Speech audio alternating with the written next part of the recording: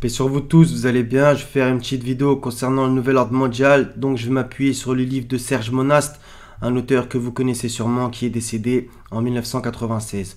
Donc si vous êtes un petit peu anxieux ou anxieuse en ce moment, vous voudriez mieux pas que vous regardez cette vidéo. On va parler d'un petit peu de la conspiration du plan luciférien de la part des Illuminés de Bavière et donc d'Adam Weishaupt, etc., avec pas mal de citations. Donc je vais vous lire son introduction, etc. et pas mal de choses. Cette vidéo va se transformer en audio. Petite citation de l'auteur pour commencer.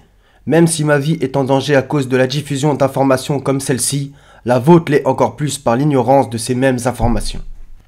En premier lieu, ce fut l'humanité qui, en révolte contre Dieu, tenta de se construire son propre pouvoir. Ainsi, la création plus que sanglante des droits de l'homme en fut, et l'aboutissement suprême est l'une des prémices les plus indiscutables de la descente vertigineuse de l'homme vers le XXe siècle. Puis, après, ce fut l'humanité se voulant exister sans Dieu, en tentant de se créer un monde nouveau, dépourvu de toute présence divine. L'avènement du règne de la raison, avec un grand R, et sa manifestation dans le siècle des Lumières demeureront les preuves les plus révélatrices de la glorification de l'homme pour l'homme. Enfin, aujourd'hui, en cette fin de XXe siècle, c'est l'humanité se voulant elle-même Dieu, la source incontestable de toute chose. Le simple individu, de nos jours, qu'il soit religieux ou non, prêtre ou laïque, croyant ou incroyant, a non seulement tout intellectualisé, y compris l'amour, mais encore et surtout, il s'est totalement débarrassé de toute humilité et a fini par nier toute condition de souffrance. Ce fut ainsi la création des sociétés de loisirs par et pour l'homme, l'émergence d'une nouvelle église chrétienne, mais basée uniquement sur le rejet de la souffrance et sur la glorification humaine de ses membres, et l'imposition intérieure et extérieure générale d'une manière de penser et de ressentir implacablement scientifique, nouvelle manière d'être et de paraître de celui qui se veut maintenant et avant tout l'homme-dieu. Historique des Illuminati. Illuminés, des hommes qui ont accepté le plan luciférien. Les Illuminati furent créés et organisés dans le but de mettre à exécution les inspirations reçues de Lucifer par des grands prêtres durant la performance de leurs cérémonies kabbalistiques. Ce terme employé par les manichéens, ceux-là même croyant que le bien et le mal sont égaux et par conséquent doivent s'opposer l'un à l'autre, fut par la suite repris par les Rose-Croix.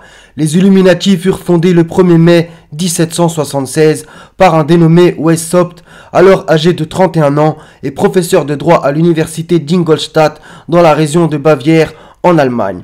Celui-ci voulant greffer sur la maçonnerie ce nouvel ordre dont il se voyait être le maître incontesté.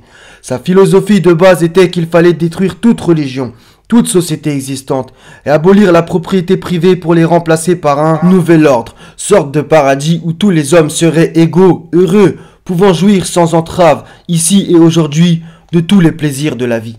Les Illuminati sont les membres des loges du Grand Orient qui ont été initiés dans l'ordre et la secte des Illuminati.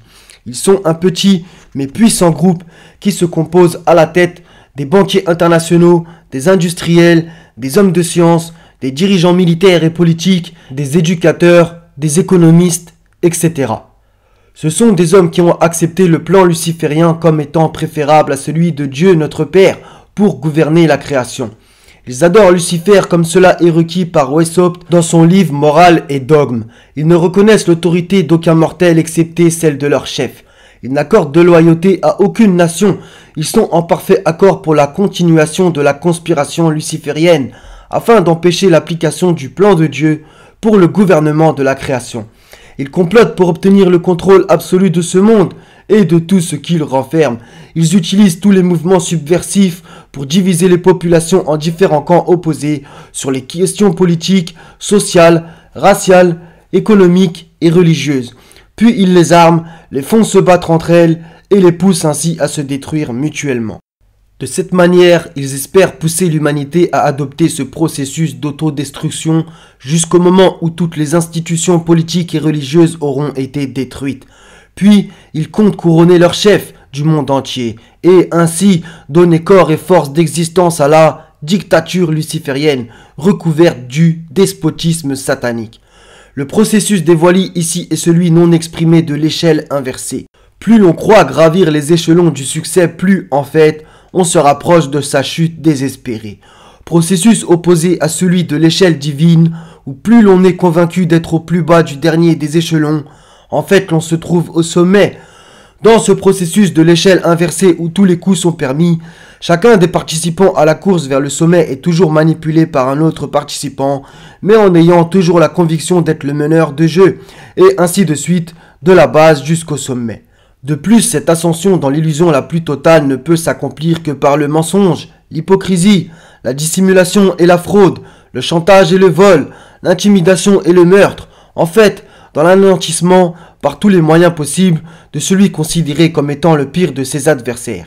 Ici, la base du triangle infernal enseigné à partir de l'école primaire et encouragé tout au long de l'adolescence jusqu'à l'âge adulte est celui de la division, de l'opposition sans limite des individus entre eux, ceux étant dotés de facultés intellectuelles par rapport à d'autres moins favorisés, ceux provenant de milieux plus aisés par rapport à ceux plus défavorisés, ce qui ressort en camps multiples et opposés les uns par rapport aux autres.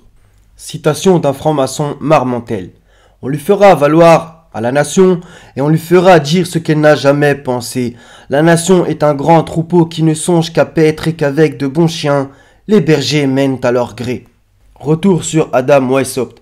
Professeur spécialisé dans l'enseignement de la loi canonique, avait renié le christianisme pour embrasser l'idéologie luciférienne pendant qu'il enseignait à l'université de Ingolstadt dans les années 1770. En 1770, un prêteur qui avait organisé la maison Rothschild retint ses services pour réviser et moderniser les vieux protocoles écrits dans le but de donner à la synagogue de Satan la domination ultime du monde et imposer ainsi l'idéologie luciférienne sur l'espèce humaine, domination devant subvenir juste après le cataclysme social final, la grande révolution. Weishaupt compléta son travail le 1er mai 1776. Le plan ainsi rédigé requérait la destruction de tous les gouvernements et de toutes les religions existantes. Les fondements les plus terre-à-terre de la pensée de Weishaupt furent très bien démontrés dans ses règles de moralité des Illuminati. La fin justifie les moyens, le bien de l'ordre des illuminés justifie la calomnie, l'empoisonnement, le parjure, la trahison, la révolution, enfin tout ce que les préjugés des hommes appellent crime. Ne cessons jamais de corrompre et de semer le vice dans le peuple, injectons le vice par tous les sens de l'homme, pour qu'ils en soient saturés.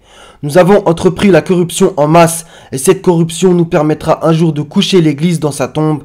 Notre but est la destruction du catholicisme. En 1785, le gouvernement bavarois mit les Illuminati hors la loi et ferma les loges du Grand Orient. En 1786, les autorités publièrent les détails de la conspiration. Le titre anglais de ce document était « Les écrits originaux de l'ordre et de la secte des Illuminati ». À propos de la franc-maçonnerie, Oswald Wirth avouera pour sa part dans Le livre de l'apprenti, page 118, « Quantité de maçons s'imaginent connaître la maçonnerie alors qu'ils ne soupçonnent même pas l'existence de ses mystères et de son ésotérisme. » Et Albert Pike dans Moral and Dogma of the Ancient and Accept Scottish Rite, page 819, une partie des symboles y est divulguée à l'initié, mais ce dernier est intentionnellement induit en erreur. On ne veut pas qu'ils les comprennent. Leur vraie explication est réservée aux adeptes, aux princes de la maçonnerie. À propos des 33 degrés, leur explication réelle. Premier degré, exploitation vicieuse de la curiosité. Deuxième degré, exploitation vicieuse de l'ambition. Troisième degré, exploitation vicieuse de l'orgueil. Quatrième degré, glorification de l'athéisme et de l'anarchie. Cinquième degré, mort à toute religion. Sixième degré, glorification de la vengeance. Septième degré, glorification du mal. Huitième degré, guerre au bien. Neuvième degré, guerre à la chasteté. Dixième degré, guerre à la loyauté. Onzième degré, guerre au droit social. Douzième degré, guerre à la propriété sociale. Treizième degré, tout à la corruption. Quatorzième degré, exploitation corruptrice des théories déistes. 15e degré, exploitation corruptrice des pratiques déistes. 16e degré, exploitation corruptrice du rationalisme. 17e degré, exploitation corruptrice du patriotisme. 18e degré, exploitation corruptrice du collectivisme. 19e degré, glorification de la perversion. 20e degré, perversion des masses populaires. 21e degré, perversion par les passions et les appétits. 22e degré, perversion des classes dirigeantes. 23e degré, perversion des institutions. 24e degré, perversion de la liberté. 25e degré, perversion de l'égalité. 26e degré, perversion de la fraternité. 27e degré, perversion de l'intellectualité. 28e degré, glorification du naturalisme. 29e degré, la négation du Créateur. 30e degré, glorification de l'hypocrisie. 31e degré, parodie avilissante de la justice. 32e degré, parodie avilissante de la légalité. 33e degré, glorification de Satan. Je vais m'arrêter là, donc si le Seigneur me prête vie, j'en ferai plusieurs parties. Donc soyez tous bénis, louange au Seigneur des mondes. À la prochaine si Dieu veut, paix sur vous tous.